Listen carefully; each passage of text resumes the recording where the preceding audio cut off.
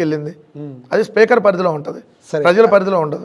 సరే, అది వదిలేస్తే ఇప్పుడు రెండు తెలుగు రాష్ట్రాల్లో ఒక ఒక కామన్ పాయింట్ అయితే ఒక అందరినీ కూడా అదే టాపిక్ నడుస్తుంది ప్రజెంట్. రాజోలు సభలో కోనసీమ గురించి మాట్లాడుతూ జనసేన అధినేత పవన్ కళ్యాణ్ ఎవరైతే ఉన్నారో ఆయన ఒక కామెంట్ చేస్తూ ఇలా తెలంగాణ నాయకులు దిష్టి తగిలింది అన్నట్టుగా మాట్లాడారు. దానికి సంబంధించి కాంగ్రెస్ నాయకులు కానీ ఇక్కడ బాగా రియాక్ట్ అవటం ఎలా చూడాలంటారు? ఈ కమెంట్స్ని, ఈ రియాక్షన్ ఎలా చూడాలంటారు? పొలిటికల్ సినారియోలోనే భాగంగానే మాట్లాడుతున్నారు అనుకోవాలి. అసలు పవన్ కళ్యాణ్ గారు మాట్లాడుతూ ఎలా చూడాలంటారు? మీ పేరుని నాని గారు కూడా చాలా డిఫరెంట్గా స్పందించారు, ఆ విషయంలో వ్యంగ్యంగా స్పందించారు. ఆయన ఏమని పవన్ కళ్యాణ్ ఒక మాంత్రికుడు చేతబడి చేసేవాళ్ళలాగా మాట్లాడా, లేదంటే ఉప ముఖ్యమంత్రి లాగా మాట్లాడాడని కూడా మాట్లాడారు. ఎలా చూడాలంటారు ఈ కమెంట్స్ని?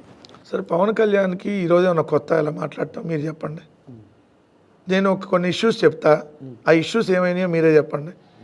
ఇదే పవన్ కళ్యాణ్ గారు 30,000 మంది మహిళలు మిస్ అయిపోయారు అని చెప్పి మా మీద ఆరోపణ చేశాడు కదా. ఆయన అధికారంలోకి వచ్చిన తర్వాత మళ్ళీ అదే అసెంబ్లీ సాక్షిగా 30,000 మంది కాదు 34 మంది మిస్ అయ్యారు, వాళ్ళు కూడా ట్రేస్ అయ్యారని చెప్పారు కదా. ఇదే సీజ్ ద షిప్ అని సంవత్సరం అయిపోయింది. షిప్ వెళ్ళిపోయింది, మళ్ళీ వచ్చింది, మళ్ళీ వెళ్ళింది, మళ్ళీ వచ్చింది. బియ్యం అయితే ఎన్నిసార్లు వెళ్ళినాయి, ఎన్నిసార్లు వస్తున్నాయో తెలియదు. ఈయన హైదరాబాద్ వచ్చేసాడు. మరి ఆయన అనే మాటలకి ఇంకా అర్థం ఏముంటుంది? ఇప్పుడు అర్థం లేని లేదండి అసందర్భ ప్రేలాపనలు కాకపోతే మీరు వెళ్ళిన పని ఏంటి? కోనసీమలో రైతులను పరామర్శించడానికి వెళ్తే ఆ రైతులకు సంబంధించి ఏం సమస్యలు ఉన్నాయి, సో ఇప్పుడు నష్టపరిహారం ఎంత అయ్యింది, దీని వరకు ఎంత ఇవ్వాలి, ఎంత ఎప్పుడు ఇవ్వగలుగుతాం, ఇది కదా మనం మాట్లాడాల్సిందే.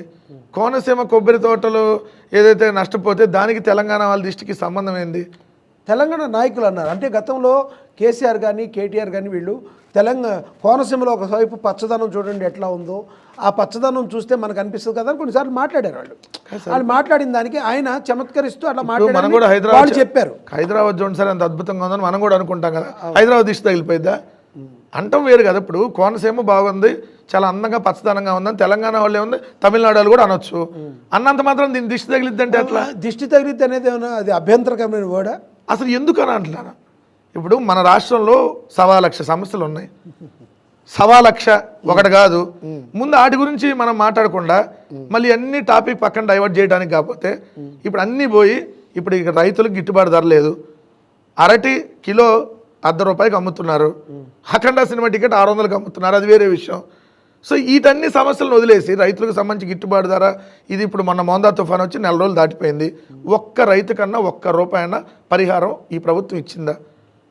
ఇప్పుడు వరకు ఇవ్వకపోగా నిన్న కేంద్రం దగ్గరికి వెళ్ళి 6,000 కోట్లు కావాలి అని చెప్పి నెల తర్వాత నిద్రలేసి వెళ్ళారు నారా లోకేష్ గారు, మరి కొంతమంది మంత్రులు. సో తక్షణ సాయంగా 900 కోట్లు ఇవ్వండి. ఎప్పుడు అడగాలి తక్షణ సాయం? ఇమీడియట్గా తుఫాన్ వచ్చే ముందు అడగాలి. తుఫాన్ వచ్చే ముందే ప్రకృతి విపత్తులకు నిధి ఉంటుంది.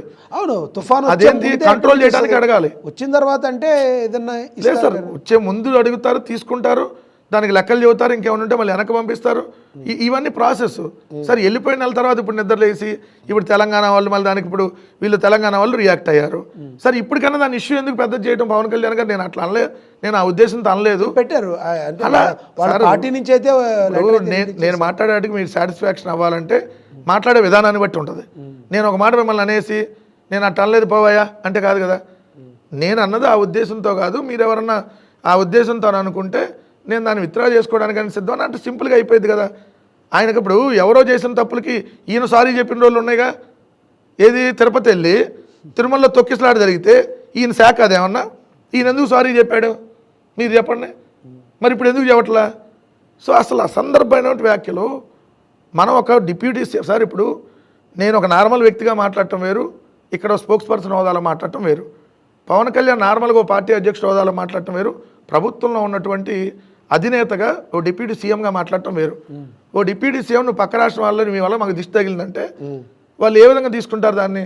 ఇక్కడ లక్షలాది మంది మన తెలుగు వాళ్ళు ఉన్నారు, ఇప్పుడు మేమందరం కూడా ఇక్కడ ఉంటున్న వాళ్ళమే కదా. సో అందరికీ అది ఇబ్బందికరంగానే ఉంటుంది కదా. సో నేను ఒకటి అన్నాండి, ఈ ఇష్యూను పులి స్టాప్ పెడితే అది పవన్ కళ్యాణ్కే మంచిది, ఆంధ్రప్రదేశ్కి మంచిది. రైట్ వెంకటరెడ్డి గారు. ఇంకొకటి, ఒకప్పుడు వైసీపీ బ్రాండ్ ఫైర్ బ్రాండ్స్గా ఉండేవాళ్ళు కొంతమంది, మీరు కావచ్చు, మరి కొంతమంది ఉన్నారు. ఇప్పుడు అందరూ కొంచెం సైలెంట్ అయ్యారు, దేనికంటారు? అట్లేదు సార్, ఇప్పుడు కొంత ఏజ్ ఫ్యాక్టర్ ఉంటుంది. ఇప్పుడు కొడాల నాని గారు ఇంకొకళ్ళు అనారోగ్య సమస్యలతో ఉన్నారు హాస్పిటల్లో, మీకు అంతా తెలిసినటువంటి విషయమే. సో ఇలా ఉన్నప్పుడు కొంత అవుతారు. ఇప్పుడు అన్ని రోజులు ఒకేలాగా ఉండరు కదా. ఇప్పుడు నువ్వు మాట్లాడావు నిన్న, ఇవాళ కూడా ఇలాగే మాట్లాడాలంటే సో కొన్ని రోజులు కొన్ని వ్యాపార వచ్చే వరకు మీరు ఆగాలంటారు. అట్లని కూడా కాదు సార్. ఇప్పుడు కొడాల నాని గారు కానీ, ఇప్పుడు లేదంటే మీరు అన్న రోజా గారు, లేదంటే మీరు అన్న చెప్తున్న వాళ్ళు కొంత యాక్టివ్ మొన్నటిదాకా ఉండకపోవచ్చు, ఇప్పుడు మళ్ళీ కొంత యాక్టివ్ అయి ఉండొచ్చు. సో పొలిటికల్లో ఒకసారి ఓడిపోయిన తర్వాత ఏమంటే నెక్స్ట్ రోజే రియాక్ట్ అవ్వాలని కూడా ఉండదు కదా. ఓటమి గల కారణాలను బేరీజ్ వేసుకొని నియోజకవర్గంలో ఏం జరిగింది, ఇంకా ఏంటి అన్నీ చూసుకొని రియాక్ట్ అవుతారు. లిక్కర్ స్కామ్ కేసులో మీ అరెస్ట్ అయిన సంగతి కొంతమంది తెలుసు, ఇప్పటికి రిమాండ్లో ఉన్న వాళ్ళు కూడా కొంతమంది ఉన్నారు. ఏమంటారు అసలు లిక్కర్ స్కామ్ అసలు జరిగిందంటారా, మీ దానిలో జరగలేదంటారా? సార్ లిక్కర్ స్కామ్ అనేది వాళ్ళు అంటున్నారు కదా మా దగ్గర జరిగిందని. సింపుల్గా ఒక పని చేద్దాం. 2014 టు ఇప్పుడు 2026 దాకా entire liquor policy, entire liquor sales అది మీ ప్రభుత్వం, మా ప్రభుత్వం. వాళ్ళు ఆరోపించేది మీరు డిజిటల్ సంబంధించినవి తీసేశారు, డిజిటలైజ్లో ఎందుకు చేయలేదని ప్రశ్నిస్తున్నారు. కాబట్టే స్కామ్ జరిగిన దానికి అవకాశాలు ఎక్కువ ఉన్నాయి, మీరెందుకు డిజిటలైజ్డ్ పెట్టలేదు, ఓన్లీ క్యాష్ ఎందుకు పెట్టారని అడుగుతున్నారు. ఇప్పుడు డిజిటలైజ్ చేస్తే అది స్కామ్ జరిగిందని అని వాళ్ళు అన్నప్పుడు, ఇప్పుడు హెరిటేజ్ ఫ్రెష్కి వెళ్దాం మనం. హెరిటేజ్లో డబ్బులు తీసుకుంటారు, పేటిఎమ్, ఫోన్పేలు, గూగుల్ పే కూడా తీసుకుంటారు కదా. రెండు వాడతాం వేరు. డబ్బులు తీసుకునే వల్ల మిస్యూజ్ అయిపోయినట్ట. అలా కాదు, రెండు డబ్బులు తీసుకోకుండా మీరు ఓన్లీ తీసుకుని. సార్ డిజిటలైజేషన్ అవ్వలేదు కాబట్టి, అంటే మీరు డిజిటల్ పేమెంట్స్ రూపంలో తీసుకోలేదు కాబట్టి, అన్నీ క్యాష్ రూపంలో తీసుకున్నారు కాబట్టి స్కామ్ జరిగిందంటే, మరి ఎక్కడైనా మనం బంగారు షాప్కి వెళ్దాం, లేదంటే ఎక్కడైనా ఒక షాప్కి వెళ్దాం. షాప్కి వెళ్తే డబ్బులు తీసుకుంటారు, డిజిటల్ పేమెంట్లు తీసుకుంటారు. డిజిటల్ పేమెంట్లో తీసుకుంది ఒక్కటే లెక్కల్లోకి వచ్చింది, డబ్బులు తీసుకునేది మొత్తం స్కామ్ జరిగింది, లేదా ఇదంతా బ్లాక్ మార్కెట్ అంటే అది అసలు మాట్లాడటానికి అసందర్భం. ఎందుకంటే వాళ్ళకి అది అవగాహన లేక మాట్లాడుతున్నాను అనుకోవాలి. రెండోది నేనేమన్నా, అందుకనే సిబిఐ ఎంక్వైరీకి ఇమ్మని మేము అనేసార్లు చెప్పాం. ఎంటర్ మీది మాది మొత్తం ఇద్దాం, అప్పుడు ఎవరు చేశాడో బయటకు వచ్చింది కదా.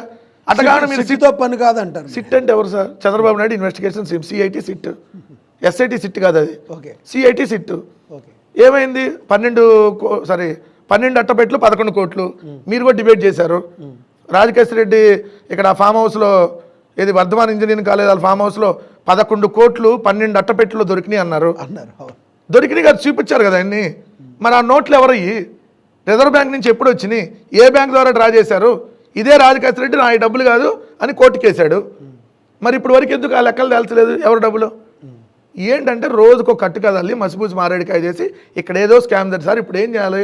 ఒక దొంగతనం వాళ్ళు ఇక్కడ చేయాలనుకున్నప్పుడు అంతకుముందే దొంగతనం జరిగిందని ఆరోపణలు చేస్తే మొత్తం టాపిక్ డైవర్ట్ అయింది కదా. సో చంద్రబాబు నాయుడు గారి హయాంలో ఆల్రెడీ A3గా ఇప్పుడు కొట్టేయించుకుంటున్నాడు కదా. మనవాడ లిక్కర్ స్కామ్లో చంద్రబాబు నాయుడు గారి ప్రభుత్వంలో చంద్రబాబు నాయుడు గారు A3గా ఉన్నాడు. మద్యం కేసులో బెయిల్ మీద బయట ఉన్నాడు. ఇప్పుడు ఆయన కేసులో ఆయనే కొట్టేయించుకుంటున్నాడు. ఏది వాళ్ళందరినీ అవుతుంది. ఇప్పుడు అధికారులు ఇప్పుడు పెట్టింది ఎవరు? కేసు పెట్టేది ఎవరు? డిపార్ట్మెంట్. ఏ department? State government department. So ఆ డిపార్ట్మెంట్లో ఉన్నటువంటి ఆ బెవరేజ్ కార్పొరేషన్ వాసుదేవ్ రెడ్డి గారు కేసు పెట్టాడు. ఇప్పుడు ఆయన్నే ఈ కేసులో ఇరికిచ్చారు. సో ఏం చేశారు? ఇప్పుడు నిన్ను ఈ కేసు నుంచి నీకు బెయిల్ రావాలి, నిన్ను కానీ అరెస్ట్ చేయకూడదంటే నువ్వు దాన్ని విత్డ్రా చేసుకోమని చెప్పారు. అందుకని అది విత్డ్రా చేసుకుంటాడు. సింపుల్. లెక్కర్లో సార్ 3.5 ఏళ్ళు టైం ఉంది. ఏది కావాలంటే అది చేసుకోమనండి. దమ్ముంటే ప్రూవ్ చేయమనండి. వెంకటరెడ్డి గారికి అధికార ప్రతినిధిగా పోలీసు అరెస్టుకు ముందు ఎలా ఉన్నారో ఇప్పుడు అదే విధంగా ఉన్నారా? ఏమన్నా కొంతకాలం ఏమన్నా మీరు కూడా సమయం పాటించే అవకాశం ఉందంట? నేను చెప్పాను కదా, నన్ను అరెస్ట్ చేసి నన్ను 7:30కు పోలీసులు వచ్చారు మంగళవారం మా ఇంటికి. 8:30కు నన్ను తీసుకెళ్లారు. వితిన్ 24 అవర్స్లో నేను టీవీ డిబేట్లో కూర్చున్నా. మరి సమయమో ఆగటమో లేదంటే వెయిటింగ్ ఉండదు ఇక్కడ. ఇంతకంటే ఇంకెక్కువ. జగన్మోహన్ రెడ్డి గారు చెప్పారు కొంచెం టంగ్ అదుపులో పెట్టుకో అంటే, మీ జగన్మోహన్ రెడ్డి టంగ్ అదుపులో పెట్టుకోమంటే టంగ్తో మాట్లాడద్దని కాదు. జగన్మోహన్ రెడ్డి గారు కూడా అబ్జర్వ్ చేసి ఉంటారు, మీకు కొంచెం నోరు దురుసు ఎక్కువ అని ఆయన కూడా తెలిసి ఉంటుంది కదా. దురుసు కాదు సార్. ఇప్పుడు నేను ఎవరిని అరే ఒరేలో తురేలో ఇక్కడ మాట్లాడలా. నేను పాలసీ ప్రకారం ముందుగా మాట్లాడకపోయినా ఎవరన్నా మిమ్మల్ని అంటే ఇమీడియట్లీ రియాక్ట్ అయిపోతారు కదా, మీరైతే ఎమ్మటే రియాక్ట్ నా ఉంటకంటే మా నాయకుడు అంటే ముందు రియాక్ట్ అవుతా. నన్నన్నా పట్టించుకోవడం మానేస్తానేమో కానీ. అంతే. ఇప్పుడు నేను పార్టీలో పనిచేస్తే సిన్సియర్గా పనిచేయాలి సార్. సగం పని చేసి సగం పని చేయకుండా ఇది చేస్తే మనకు సాటిస్ఫాక్షన్ ఉండాలి కదా ముందు. సో నేను మళ్ళీ చెప్తున్నా, నేను అరెస్ట్ అయిన కంటే ముందు ఎలా ఉన్నానో దాని తర్వాత నా వాయిస్ ఇంకా పెరుగుతుంది తప్ప తగ్గదనే విషయం వాళ్ళు గుర్తుపెట్టుకోవాలి. అంటే చెప్పారన్నారు కదా, మీరు టార్గెట్లో ఉన్నారు, మీరు కొంచెం సార్ ఇప్పుడు నన్ను అరెస్ట్ చేసింది ఏ కేసు మీద? నేను ప్రభుత్వ హత్య అన్నాను, అరెస్ట్ చేశారు. ఇక ఇట్ట కూడా మాట్లాడుతుంటే మనం చేతులు కట్టుకొని లేదంటే అసలు మొత్తం మానేయాలి మీడియా. అలా కాదు, ఇట్ట కూడా మాట్లాడకూడదంటే గతంలో మీరు కూడా చాలా మీ ప్రభుత్వ హయాంలో కూడా చాలా మంది అరెస్టులు అయ్యారు. మరి ఏళ్ళదేమో రెడ్ బుక్ రాజ్యాంగం అంటే మీ బ్లూ బుక్ రాజ్యాంగం అన్నారు వాళ్ళు. మేము పెట్టలా ఇంకా బ్లూ బుక్ రాజా పేరైతే మీరు పెట్టలేదు కానీ త్రిపులార్ లాంటి వాళ్ళని తీసుకెళ్లి లోపల కాళ్ళు పగిలేటట్టు ఉతికారని వార్తలు వచ్చినాయి. వాస్తవం ఉందా లేదా? రఘురామకృష్ణని అరెస్ట్ చేసిన మాట వాస్తవమే, కానీ కొట్టలా. ఆయన కొట్టలేదా? అది ఎడిమా వల్ల వచ్చినటువంటి గాయాలని చెప్పి ఇక్కడ మీకు మిలిటరీ హాస్పిటల్ హైదరాబాద్ రిపోర్ట్ ఇచ్చింది.